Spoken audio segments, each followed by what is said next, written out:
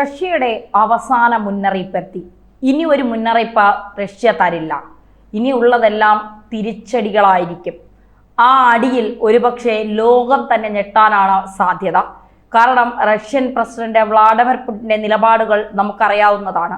കൃത്യമായും വ്യക്തമായും കാര്യങ്ങൾ പറയുന്നതിലും അത് നടപ്പിലാക്കുന്നതിലും കൃത്യമായ ഒരു തീരുമാനമുള്ള ആളാണ് വ്ളാഡിമിർ പുടിൻ എന്ന് പറയുന്ന റഷ്യൻ പ്രസിഡന്റ് പുടിൻ പറയുന്നത് ഉക്രൈനും റഷ്യയുമായുള്ള അതിർത്തി തർക്കം എന്നതിനപ്പുറം റഷ്യയും നാറ്റോയും തമ്മിലുള്ള ഒരു സംഘർഷത്തിലേക്കാണ് കാര്യങ്ങൾ പോകുന്നത്. ഇത് അമേരിക്കയുടെ ചതിയാണ്. അമേരിക്ക ഒരു ചതിയനാണ് എന്നുള്ളത് ഉറക്കെ വിളിച്ചു പറയുകയാണ് റഷ്യൻ പ്രസിഡന്റ്. കാരണം ഇന്ത്യയോട് അമേരിക്ക കാണിച്ച ചതി എന്താണ് എന്നുള്ളത് റഷ്യ കൃത്യമായി മനസ്സിലാക്കിയതാണ്. റഷ്യയിൽ നിന്ന് ഇന്ത്യ എണ്ണ വാങ്ങുന്നു. അതാണ് അമേരിക്കയെ സംബന്ധിച്ചിടത്തോളം അമേരിക്കയെ വല്ലാതെ പ്രകോപിപ്പിച്ചത്. ആ പ്രകോപനത്തിന്റെ ഭാഗമായാണ് ഇന്ത്യക്ക് 50% തീരുവ അമേരിക്ക ഉയർത്തിയത്.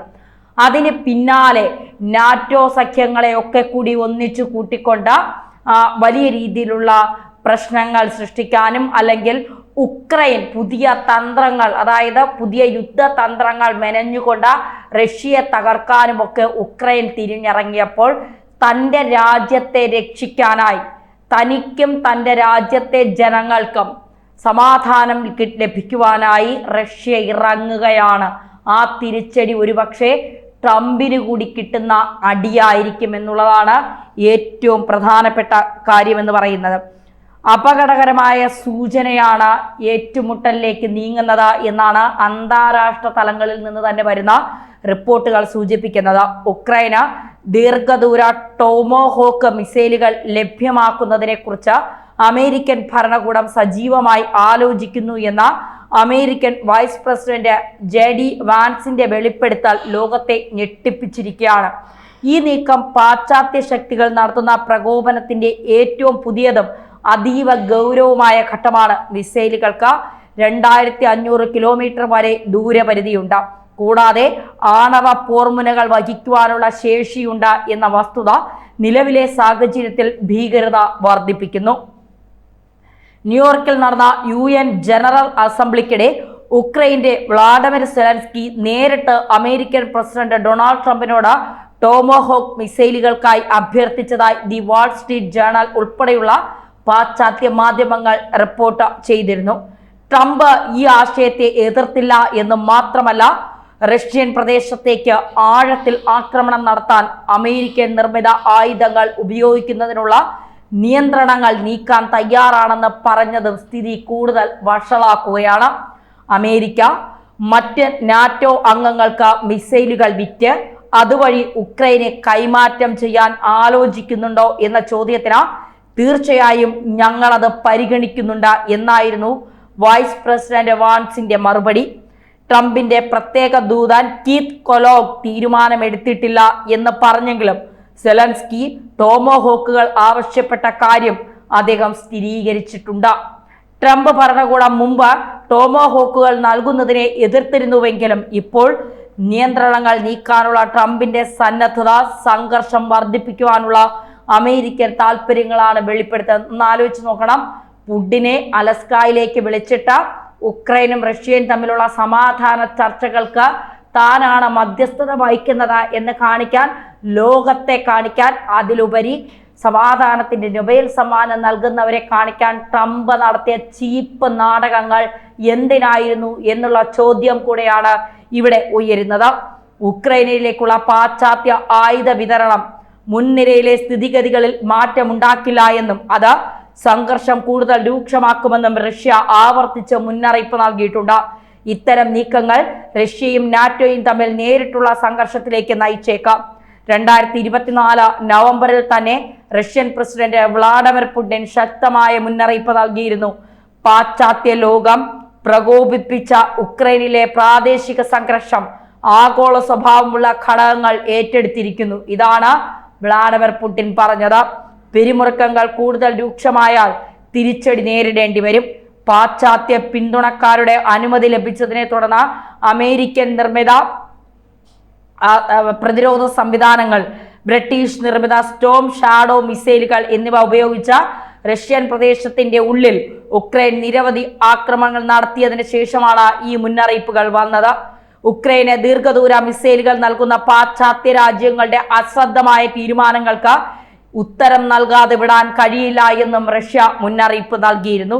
ഉക്രൈന് ടോമോഹോക്ക് മിസൈലുകൾ നൽകുവാനുള്ള അമേരിക്കയുടെ ആലോചന അതീവ അപകടകരമായ ഒരു കളിയിലെ അടുത്ത നീക്കമാണ് ഇത്. റഷ്യയെ അതിന്റെ സുരക്ഷാ താൽപര്യങ്ങൾ സംരക്ഷിക്കുന്നതിനായി കൂടുതൽ ശക്തമായ നടപടികൾ സ്വീകരിക്കാൻ നിർബന്ധിതമാക്കും. പാശ്ചാത്യ മാധ്യമങ്ങളുടെയും സെലൻസ്കിയുടെയും നിരന്തരമായ പ്രകോപനങ്ങൾക്ക് പിന്നിൽ റഷ്യയെ നേരിട്ടുള്ള നാറ്റോ യുദ്ധത്തിലേക്ക് വലിച്ചിഴയ്ക്കാനുള്ള ഗൂഢലക്ഷ്യം ഒളിഞ്ഞുകിടപ്പുണ്ടോ എന്ന് സംശയിക്കേണ്ടിയിരിക്കുന്നു. ഈ അശ്രദ്ധമായ തീരുമാനങ്ങൾ പ്രാദേശിക സംഘർഷത്തെ ആഗോളതലത്തിലുള്ള ഒരു ഭീഷണിയായി ഉയർത്താനുള്ള സാധ്യതകളെയാണ് അടിവരയിടുന്നത് എന്നുള്ളതാണ് പുറത്തു വരുന്ന വിവരങ്ങൾ. അത് ഒന്ന് ആലോചിച്ച് നോക്കൂ.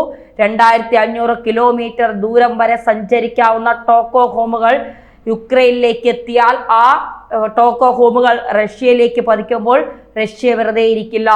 റഷ്യ സമ്പന്നമായ ഒരു രാജ്യമാണ്.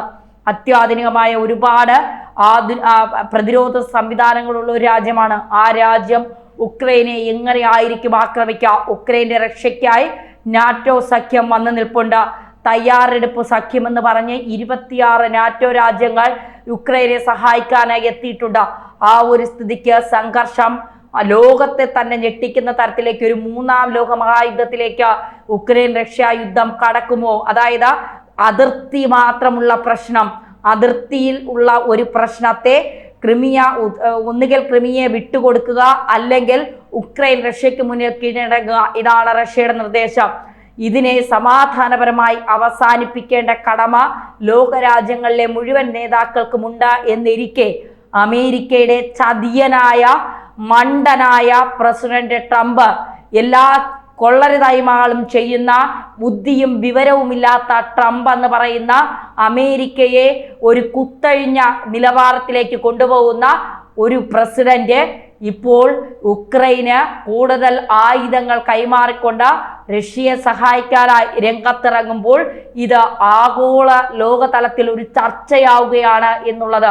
ഇതൊരു തീക്ഷ്ണമായ, അല്ലെങ്കിൽ നമ്മളൊക്കെ ചിന്തിക്കുന്നതിനും അപ്പുറത്തേക്കുള്ള ഒരു യുദ്ധത്തിലേക്ക് നീങ്ങാം. ഒരുപാട് സൈനികർ കൊല്ലപ്പെടാം, സാധാരണക്കാരായ ഒരുപാട് ആളുകൾ കൊല്ലപ്പെടാം, കുട്ടികൾ കൊല്ലപ്പെടാം, യുവതികൾ, യുവാക്കൾ, ഗർഭിണികൾ, അങ്ങനെ നിരവധി പേർ ഒരുപക്ഷെ ഈ ആക്രമണത്തിൽ കൊല്ലപ്പെടാനുള്ള എല്ലാ സാധ്യതകളുമുണ്ട് എന്നുള്ളതാണ് യാഥാർത്ഥ്യം. അങ്ങനെ ഉള്ളപ്പോൾ ഈ യുദ്ധത്തെ എങ്ങനെയും അവസാനിപ്പിക്കുക. ഇന്ത്യ റഷ്യയ്ക്കൊരു മുന്നറിയിപ്പ് നൽകിയിരുന്നു.